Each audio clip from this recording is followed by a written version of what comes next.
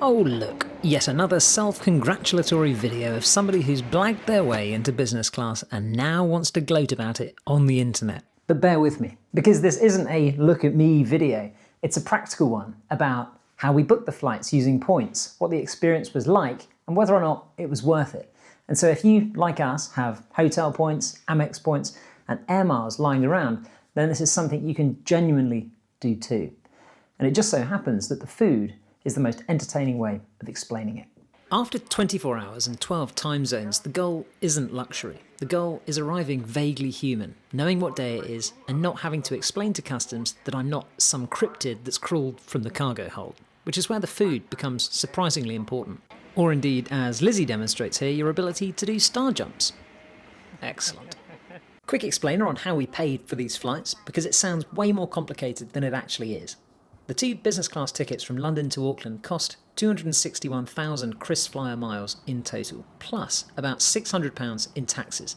I already had around 140,000 KrisFlyer miles from flying with other Star Alliance airlines. On top of that, I had about 180,000 Marriott points from hotel stays, and Marriott lets you convert points into airline miles, and for every 60,000 points you transfer, you get a 5,000 mile bonus. So that 180,000 turned into 75,000 KrisFlyer miles. That still left a gap, which is where Amex came in. Lizzie and I both spend on the same card, and we'd also picked up a joining bonus. Amex points transfer into KrisFlyer miles at a 3:2 ratio, so we moved across about 69,000 Amex points, which gave us the final 46,000 to reach the total. We booked Saver Award tickets, which are the exact same business class seats, you just need to book early, usually around a year out.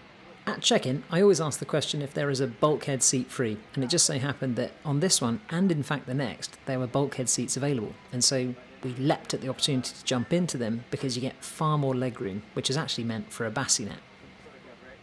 Singapore Airlines takes its food and drink very seriously. On this route, the menu's designed by Monica Galetti, and it's exclusive to flights between the UK and Singapore. Each long-haul route also has a dedicated wine sommelier pairing drinks to the food, which is very impressive, but entirely lost on me because whilst I do drink, I'm a heathen.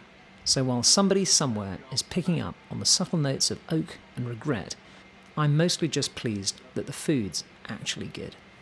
Having reviewed the menu, I set about exploring the amenity kit, which is by Le Labo. Inside, you get a hand cream, a lip balm, and one of those face spray things that makes your face dewy and smell better than it did before. These silica gel sweets I never can get on with, however.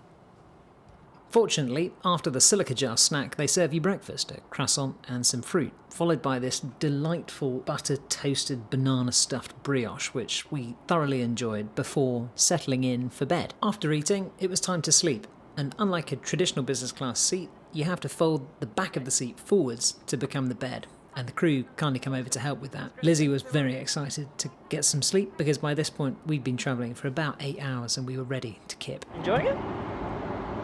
Before landing, we were served this marinated yellowfin tuna in coconut cream and a kind of zesty sauce, followed by a pan-fried Cornish cod fillet with a caper gherkin sauce, and then for dessert, this delicious dark chocolate cream tart.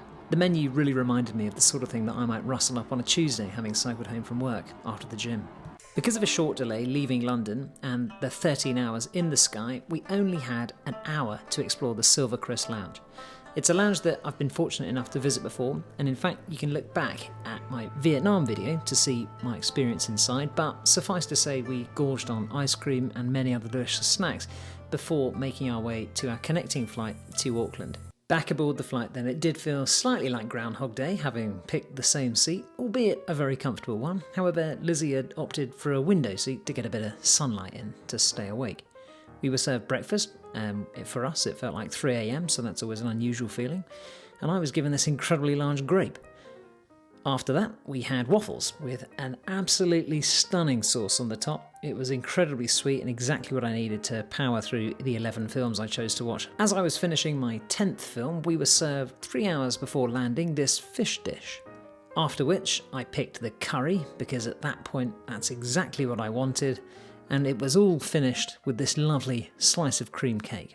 I've flown close to 100 business class flights now, and I've paid for exactly none of them. Out of the bunch, Singapore is the best. It's the best seat, the best in-flight service, the best food, and they genuinely have the best lounges, which is why, whenever I can, I put my air miles into the KrisFlyer scheme. But the flight is only the beginning. If you're interested in what we got up to once we landed in New Zealand, please subscribe and look out for how we spent 5 days in the South Island before heading to French Polynesia. Thanks.